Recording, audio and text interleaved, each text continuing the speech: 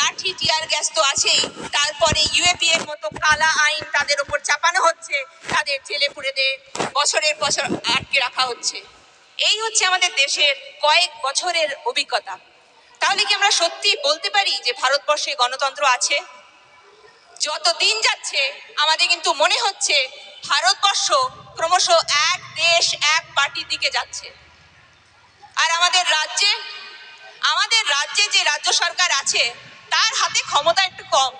কেন্দ্র সরকারের হাতে যা ক্ষমতা তাদের হাতে কিন্তু সেই ক্ষমতা নয়। কিন্তু সেই যেটুকু ক্ষমতা আছে রাজ্য সরকার তার প্রতি পদক্ষেপে সেই ক্ষমতা প্রয়োগ করেছে, তার প্রমাণ আমরা পঞ্চায়েত ইলেকশনে দেখেছি।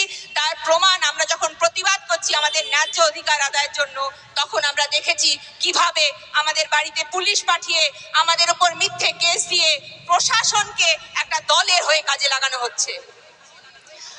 এই দুটো দল কেন্দ্র সরকারে আছে বিজেপি, রাজ্য সরকারে আছে তৃণমূল কংগ্রেস, যারা আজকে আমাদের মতো মাইক এরকম মিছিল করছে, মিটিং করছে এবং জোর গলায় বলছে ভারতবর্ষকে যদি কেউ বাঁচাতে পারে তাহলে আমরাই পারি। এই যে বিজেপি দল, এই বিজেপি দল ভারতবর্ষে যখন ক্ষমতায় আসে একের পর এক সংখ্যালঘু সম্প্রদায়ের উপর শুধুমাত্র অত্যাচার নয়, তারা সমস্ত রকম যে বিভাজন, সমস্ত রকম যে সবাই একসঙ্গে, অন্য ভিন্ন মত সবাই একসঙ্গে ভারতবর্ষে থাকবো, সেই ব্যবস্থাটাকে মুছে দিতে চায়, প্রথম থেকে চায়। আর কি চায়?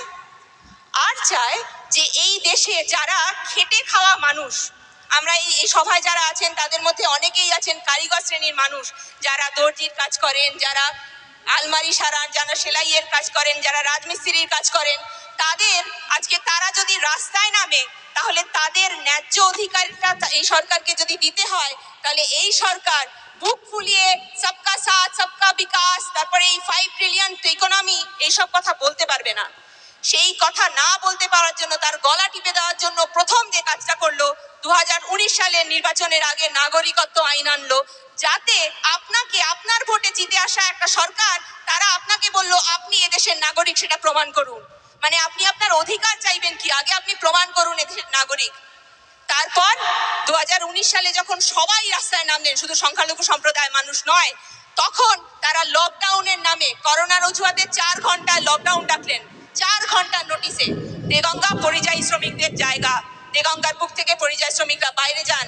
এই কেন্দ্রীয় সরকারকে যখন বলা হয়, আরটিআই করা হয় যে এই দেগঙ্গা থেকে কতজন আছেন যারা পরিযায়ী শ্রমিক, যখন রাজ্য সরকারের কাছে জানতে চাওয়া হয় এই দেগঙ্গায় পরিযায়ী শ্রমিকের সংখ্যা কত, তারা বলতে পারে না, তারা বলে শূন্য।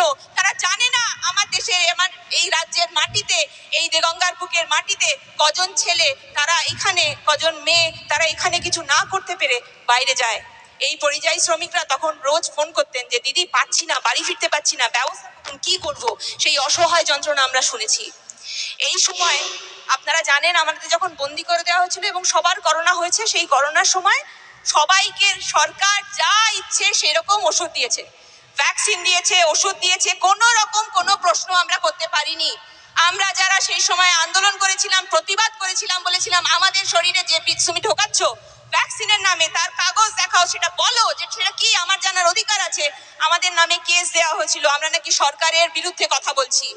আজকে 2024 সালে এসে তার প্রমাণ আমরা পাচ্ছি যে সরকার এই যে সমস্ত ভ্যাকসিন এবং ওষুধ আমাদের শরীরে ঢুকিয়েছে, তার জন্য সেই সব কোম্পানির কাছের জন্য কোটি কোটি, হাজার হাজার কোটি টাকা তারা কেন্দ্র সরকারের ফান্ডে, ইলেকট্রাল বন্ডের মাধ্যমে নিয়েছে। সে কথায় পরে আসছি।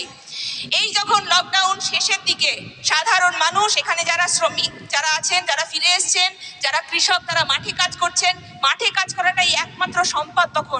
তখন দুটো আইন আনলো, পরপর দুটো আইন ধনী ভোটে পাশ হয়ে গেল। মানে বিরোধীদের মতামত লাগবে না, তারা শুধু মুখে এটা গ্যাঞ্জাম করলো, গ্যাঞ্জাম করে পাশ করিয়ে নিল দুটো আইন। একটা হচ্ছে কৃষি বিল, দ্বিতীয়টা হচ্ছে শ্রম কোড। কৃষি বিলে বলা হলো কেন্দ্র সরকার তার ইচ্ছে মতো কোনো ফসলে এমএসপি দেবে, ইচ্ছে না হলে দেবে না। সরকার আমাদের দেশে এই মুহূর্তে দাঁড়িয়ে প্রত্যেক দিন যেখানে কৃষকরা দেনার দায়ে আত্মহত্যা করে, সেখানে সরকারের তরফ থেকে সমস্ত সুবিধা তারা কেড়ে নিল। এবং শ্রমবিল, আপনারা যারা এখানে কারিগর আছেন, শ্রমিক আছেন, যারা কারখানায় কাজ করেন, তাদের অধিকার হলো 8 ঘন্টার বেশি তারা কাজ করবেন না। তারা যদি মজুরি না পোষায় তারা তাহলে আন্দোলন করবেন, ধর্মঘট করবেন। সেই অধিকার তাদের কাছ থেকে 1 মিনিটের মধ্যে কেড়ে নেওয়া হলো। 1 মিনিট না, ভুল বললাম, 2.5 মিনিটের মধ্যে কেড়ে নেওয়া হলো। একের পর এক যখন এরকম দেশ বিরোধী আইনগুলো চলছে, যারা প্রতিবাদ করছেন তাদের বলছে দেশদ্রোহী, অথচ দেশটা মানুষের জন্য যে আইনগুলো আছেন সেগুলো তখন দেশদ্রোহী আইন হচ্ছে। আমরা পরিষ্কার বুঝতে পারছি ব্যবসায়ীদের পেট মোটা হচ্ছে আর গরিব মানুষ আরো গরিব হচ্ছেন। টিভিতে ইউটিউব খুললে আমরা দেখতে পাচ্ছি সবকা বিকাশ, ভারতবর্ষ নাকি চাঁদে পৌঁছে যাচ্ছে, অথচ আমরা দেখতে পাচ্ছি আমরা ভালো নেই। আমরা বুঝতে পারছি আমরা ভালো নেই। আমরা যে বাচ্চাদের স্কুলে পাঠাই, আমাদের ছেলে মেয়েরা যে স্কুলে যাচ্ছে সেই স্কুলও বন্ধ হয়ে যাচ্ছে। সেই স্কুলে যে মিড ডে মিল খাচ্ছে সেই মিড ডে মিলে আলুর ঝোল খাওয়ানো হচ্ছে। আমরা বুঝতে পারছি, অথচ আমরা কিছু বলতে পারছি না।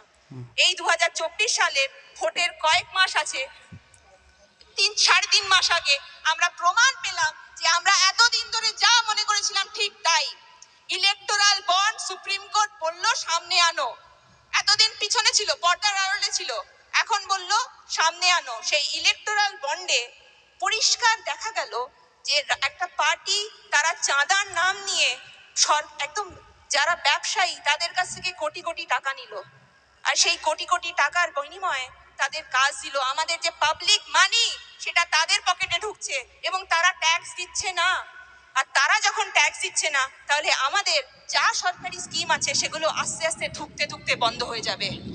পরিষ্কার আমরা চোখের সামনে দেখতে পেলাম যে এই সরকার, এই কেন্দ্রীয় সরকার যারা এতদিন ধরে মানুষের বিরুদ্ধে এত আইন প্রণয়ন করছেন, তারা আসলে ব্যবসায়ীদের পেট মোটা করছেন, গরিব মানুষের নয়।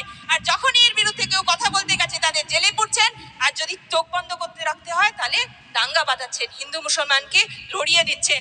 এই করে তারা এই এখনকার দিনে যে মানুষ বেকার হয়ে আছেন, যারা কাজ করতে পারছেন না, সারাদিন খাচ্ছেন অথচ পকেটে কোনো পয়সা জমছে না, আর যদিও বা জমে একটা কারোর বাড়িতে যদি অসুখ হচ্ছে টাকাটা বেরিয়ে যাচ্ছে, সেই পরিস্থিতিতে তারা কিন্তু জোর গলায় আজকে মিটিং মিছিল করে গিয়ে এই মোদি এই কলকাতার বুকে 4টে সভা করে সেখানে প্রতিশ্রুতি দেন মানুষের কাজ হবে, মানুষ খেতে পারবে, বাচ্চারা স্কুলে যাবে। নয়, তিনি প্রতিশ্রুতি দেন এই পশ্চিমবঙ্গের বুকে রামনবমী পালন করা হবে।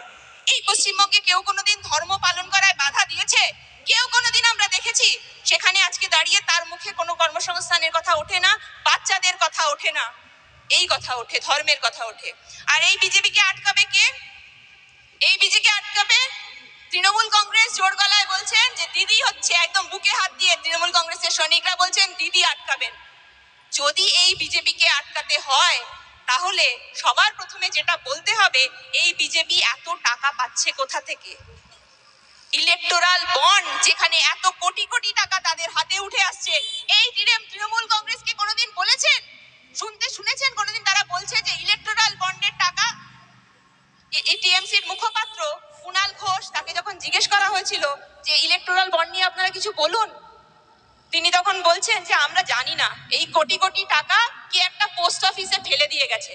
তৃণমূল কংগ্রেস একটা রাজ্যের দল, সর্বভারতীয় দল নয়। বিজেপির পরে কোন ব্যবসায়ী কোম্পানিরা যদি সবচেয়ে বেশি কাউকে টাকা দিয়ে থাকে সেটা হচ্ছে তৃণমূল কংগ্রেস। ব্যবসায়ীরা তো আর বিনা পয়সায় টাকা দেবে না, ব্যবসায়ীরা টাকা দেবে এবং কড়ায় গন্ডায় বুঝে নেবে। আমার বাড়ি নিউ টাউনে, আপনারা সবাই জানেন। সেই নিউ টাউনের পাশে ওখানে বিশ্ব বাংলা কনক্লেভ আছে, যত মিটিং ব্যবসায়ীদের সেইখানে হয়, এই কিছুদিন আগেই হলো। সেখানে আদানিকে নিয়ে টানাটানি আমরা দেখেছি, মমতা কিভাবে আদানির হাত ধরে সেই বিশ্ব বাংলা গিয়ে কনক্লেভে ঢুকছেন এবং সেখানে দাঁড়িয়ে তার পায়ে ধরছেন যে কালীঘাটের মন্দিরটা একটু করে দিন, বন্দর আছে বন্দরটা একটু করে দিন, দীঘায় একটা জগন্নাথ মন্দির করে দিন। আমাদের ট্যাক্সের টাকায় হচ্ছে একটা মন্দির, জগন্নাথ মন্দির, কিন্তু সেটা করছে আদানি।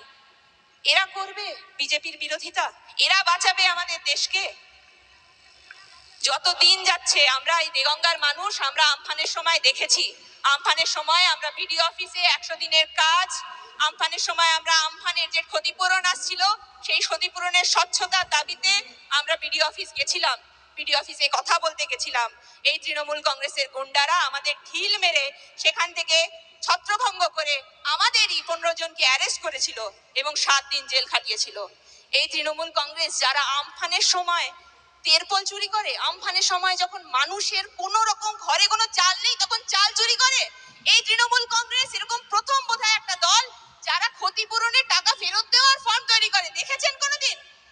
এই তৃণমূল কংগ্রেস, এই দুর্নীতিবাজ তৃণমূল কংগ্রেসের দুর্নীতি নিয়ে কথা বললে আজকে রাত শেষ হবে না। কোথা থেকে না টাকা কাটে এরা। আমি এই না সেকুলার ফ্রন্টের বিধানসভা